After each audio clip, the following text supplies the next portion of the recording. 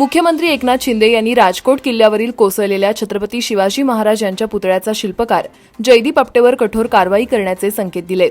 पोलिसांनी जयदीप आपटेला अटक केली आहे. आता त्याच्यावर कठोर कारवाई केली जाईल. या प्रकरणी कुणालाही सुटका नाही. कायद्यासमोर सर्वच जण समान आहेत, असं ते म्हणाले. गडचिरोली जिल्ह्याचा कायापालट करणार असल्याचा दावा मुख्यमंत्री एकनाथ शिंदे आणि उपमुख्यमंत्री देवेंद्र फडणवीस यांनी केला होता. मात्र त्यांचा दावा फोल ठरला असल्याची टीका उद्धव ठाकरे गटाचे खासदार संजय राऊत यांनी केली आहे. आरोग्य व्यवस्थेच्या माध्यमातून जिल्ह्याचा कायापालट करण्यापेक्षा खाण उद्योग आणि त्यावर आधारित आर्थिक व्यवहार आपल्या हातात असावे, यासाठीच हा जिल्हा स्वतःकडे ठेवला असल्याचा आरोप संजय राऊत यांनी केला आहे. अनिल देशमुख आणि त्यांच्या नेत्यांनी माझ्या विरोधात खोटा गुन्हा दाखल केला हे आता सिद्ध झालं. त्यांनी कारस्थान केलं हे सत्य आहे.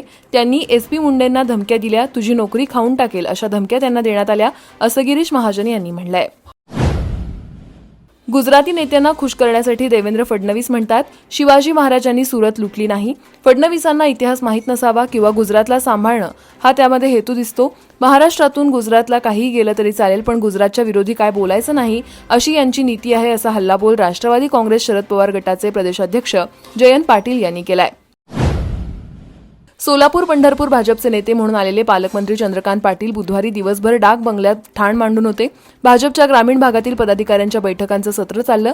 तब्बल 7 तास त्यांनी 8 विधानसभा मतदारसंघाचा आढावा घेतला. लोकसभा निवडणुकीत जे घडलं ते विसरून जा आणि विधानसभेसाठी कामाला लागा, असा सल्ला देत त्यांनी दिलाय.